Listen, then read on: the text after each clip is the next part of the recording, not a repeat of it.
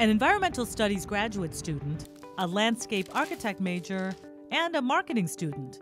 What do they have in common? They are all passionate entrepreneurs. I love working on startups. I love running businesses. I do market research within the collegiate market. I currently have 3 businesses. I usually net about $15,000 a year. It's a good chunk of my rent and tuition, so it takes a little pressure off mom and dad. We make smartphone apps that allow consumers to determine the environmental impact of food items in their local grocery store. The app automatically generates a list of all the locally made pastas that are sold at this store. Students like these are becoming more and more common at UW-Madison. There's the entrepreneurial spirit. It's not just, knowledge for knowledge's sake, it's knowledge for application's sake. The way I look at entrepreneurship is it's not a skill per se, but it's a way of thinking.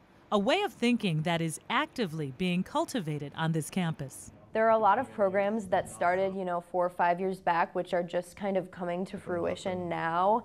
Programs like the Student Business Incubator, which provides free office space, supplies, and training. I love coming in here. It's right on campus and I can do my business, go to class. I'd be here from 9 a.m. to midnight on a regular basis. And then you'd signal it. This is really just a risk-free environment for them to learn and grow. Another new program, the Law Clinic, offers a range of legal support. Thousands of dollars worth of legal advice has been given to us free of charge. There really is no better time to be here if you want to start a business. To build on the momentum, a wide variety of services have now come together at the new Wisconsin Institutes for Discovery. It provides a center of gravity.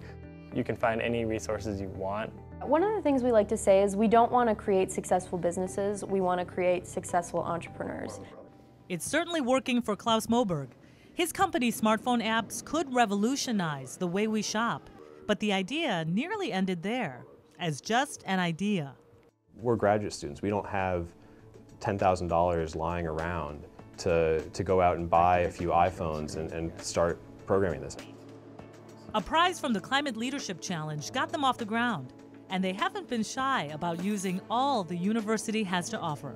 If we had to be paying for legal advice, if we had to be paying a business consultant to help us formulate our business plan, we would not have been able to start this company. A company that plans to reinvent how consumers use technology in the marketplace. Our goal is to be the global leader in food sustainability information. And why not? Previous UW-Madison entrepreneurs have gone on to change their industries. It was important that we have a way to recognize those alumni who have made significant contributions to the world. UW-Madison is recognizing 5 outstanding alumni with the 2011 Entrepreneurial Achievement Awards. Hector DeLuca, known for his groundbreaking research on vitamin D, is president and CEO of the drug development company Deltanoid Pharmaceuticals. Jim Burby recognized the potential of the internet in its infancy and founded Burby Information Networks Corporation, which was purchased in 2006 for nearly $200 million. Judy Faulkner is founder of Epic Systems Corporation, a national leader in healthcare software. Chad Sorensen is president and co-founder of SoloGear, the manufacturer of a new eco-friendly fuel alternative for consumer grills. And Jim Weinert encouraged teaching entrepreneurship at UW-Madison before it became a national trend. He established the Weinert Center for Entrepreneurship in the School of Business. It is important to recognize success so that the young people can see what they've done, why they did it, what the impact of that was. With all the support, many students feel they can't help but succeed.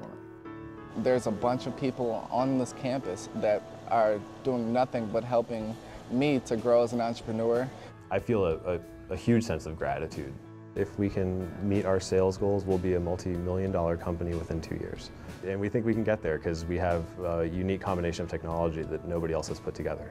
The university, without question, was the key catalyst behind us starting this company. I feel that anything you receive, you should most definitely give out twice. I want to be able to offer scholarships, focusing on entrepreneurship. Those involved know the lessons of entrepreneurship extend far beyond running a business. It's problem solving. You're in charge of your future. Every student will need to kind of invent their own life. You can actually think for yourself and actually do something that you're passionate about. I want them to know exactly how much impact they can have, how they can change society. Making that social impact is much more important than having a 9-to-5 job. That's the great Wisconsin story. I mean, look at the impact we've had nationally and internationally.